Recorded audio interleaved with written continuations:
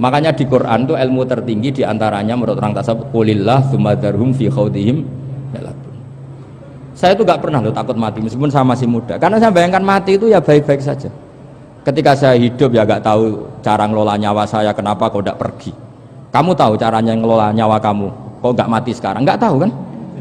Tahu-tahu masih hidup kan? Tahu-tahu diutang semacam-macam lah.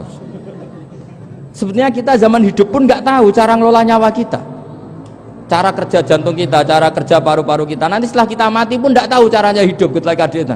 Tapi anehnya kita, mosok manusia sudah dilemah iso hidup lagi. Memangnya kita sekarang bisa hidup karena kita tahu-tahu ya hidup. Ditekdir anak yang melarat, pesek, elek.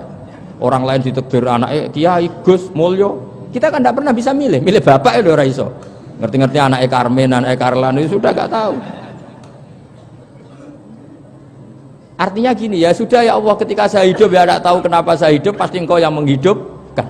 Ketika saya mati juga gak tahu kenapa saya mati, pasti engkau yang menghidupkan dan mematikan. Maka saya akan baik-baik saja di akhirat, karena ketika di dunia Tuhannya yang engkau, ketika di akhirat Tuhannya, dan sifat engkau tidak akan rubah, tetap arhamur rahimin. Makanya dulu wali-wali itu kalau mau mati ya santai aja.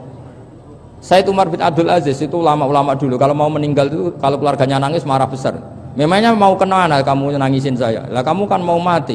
Memangnya mau kemana kalau mati? Ya kembali ke Allah. Susahnya apa? Di dunia ya milik Allah, di akhirat milik Allah. Inna sholati wa nusuki wa mahyaya wa mamati lillahi rabbil. Yang aneh sampai harus melarat orang wani mati. Wah, aneh tenan. Ya karena sampean tahu mungkin di akhirat lebih miskin lagi kan karena. Itu repot terus. Coba kalau dari awal kita menstatuskan diri kita biadillah. Inna sholati wa nusuki wa mahyaya wa mamati. Tapi kamu salah status, mengatakan kehidupan adalah momen untuk mencari kesejahteraan, kehidupan adalah momen untuk cari karir. Kamu mensifati kehidupan secara salah, jika kamu terjebak nyari karir, nyari kaya. Coba kalau kamu pakai mazhabnya Sufi, kehidupan adalah pemberian dari Allah untuk kembali kepada Allah. Kematian ya seperti itu, akhirnya ya santai saja. Inna sholati wa nusuki wa mahyaya wa mamati lillahi rabbil alamin. Istri juga gitu. Saya itu tidak sombong, saya itu mulai nikah sampai sekarang itu hampir gak pernah tukaran sama istri. Sama istri saya itu sering bilang gini, Gus, kali-kali kalau saya ngamuk itu diwales, dilawan, supaya saya punya musuh katanya. Betul ya? Ya saya bilang gini, Allah itu maha baik sama saya. Ketika harmonis, ganjaran saya ya lewat harmonis itu, sehingga saya ngasih uang menyenangkan Anda. Ketika Anda marah, ganjaran saya lewat sabar. Ya sudah, itu semuanya baik. Kalau kamu marah, saya tidak dapat pahala. Makanya kalau kamu marah tak dengerin. Ini cara Allah membuat pahala tanpa bayar, kata saya. Justru kalau pas rukun itu untuk dapat pahala harus nyervis, jajak nukokno kelambi mahal katanya. Boros itu pahala yang boros katanya. Tapi kalau kamu marah ini pahala paling murah, nggak usah biaya, dapat apa? Pahala. Cukup sabar. Lu tuh kalau terlatih lama-lama dapat ya biasa saja. Ulama dulu seperti itu semua. Imam Syafi'i itu pernah ada orang baik sekali sama beliau. Orangnya itu munafik padahal. Tapi kalau setelah keluar dari Imam Syafi'i dia memaki-maki Imam Syafi'i. Suatu saat beliau dikasih tahu, orang yang tadi muji-muji jenengan itu di luar maki-maki jenengan. Imam Syafi'i itu guyu. Guyu sebenarnya bukan alhamdulillah. Muridnya kan janggal. Ini dikasih tahu gitu. Alhamdulillah. Kenapa Imam Syafi'i dia kan di luar maki-maki jenengan? Berarti aku wong wibawa, ning ngarepku rawani.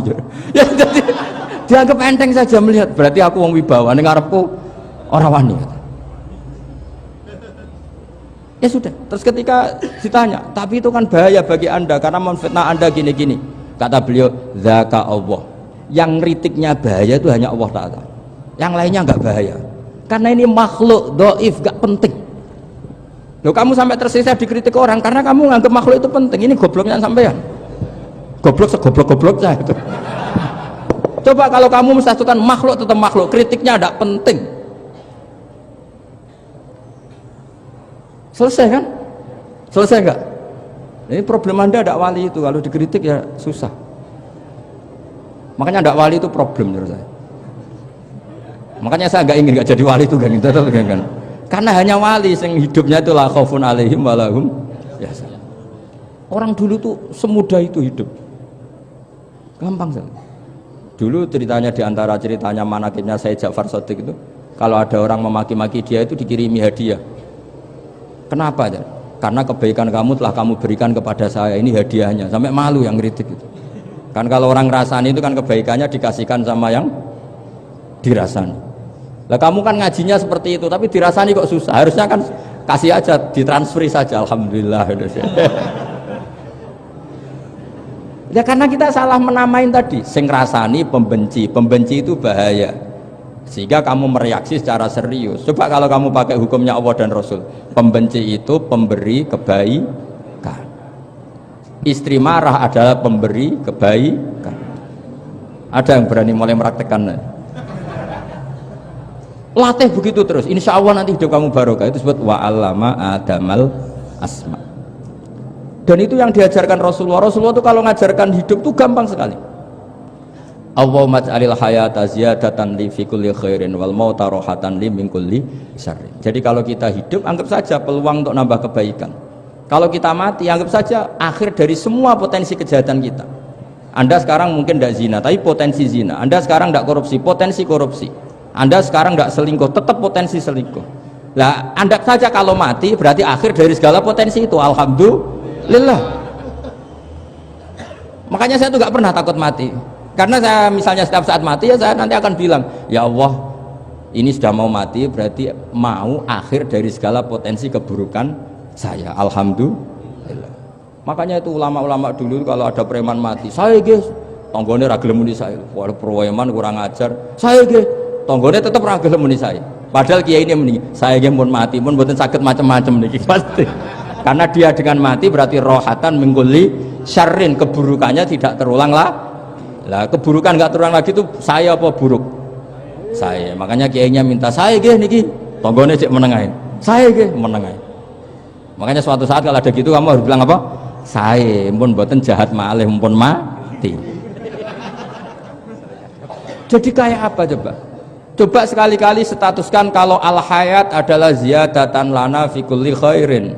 Al maut adalah rohatan lana min kulli syarrin. Sehingga kita hidup ya happy, mati juga happy, gak masalah. Terus kayak misalnya muni ngene, tapi anak bojoku piye? Memang selama hidup anak bojomu bahagia. Ketoke ya tambah musibah ya, Cok.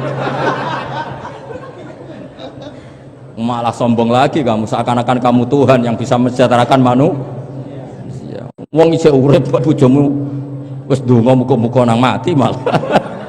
Karena gak jelas. Dan ini penting, ini saya utarakan. Jadi ini saya cicil juz 1 wa 'allama adamal asma. Makanya kata Rasulullah, ala ta'jabuna kaifa yusrifu wa annisat ma quraisin wa dhamma. Ini penting, nama itu penting. Karena sekali nama ini salah, coba misalnya orang sepakat darani Fir'aun itu wujida ba'da alam yakun. Fir'aun itu ada yang dulu-dulunya tidak ada. Hal ata alal insani hinum minad dahri lam yakun syai'am madhkur. Coba kalau kamu melihat sekarang kamu hidup itu apa? Untuk sujud. Sujud itu murah, gampang. Untuk mengenal Allah. Allah itu gampang kita kenal karena Allah itu adzaru minadz dzahir. Adzaru dzahir itu Allah, zat yang begitu jelas. Lah mati itu mau apa? Ya menuju Allah. Hidup menyaksikan Allah, mati menyaksikan Allah, itu nyaman. Yang menjadi tidak nyaman karena kamu salah bikin status. Hidup untuk menggapai cita-cita, untuk sukses. Wong komo yo muni ngono, lonte yo muni ngono, copet yo muni ngono.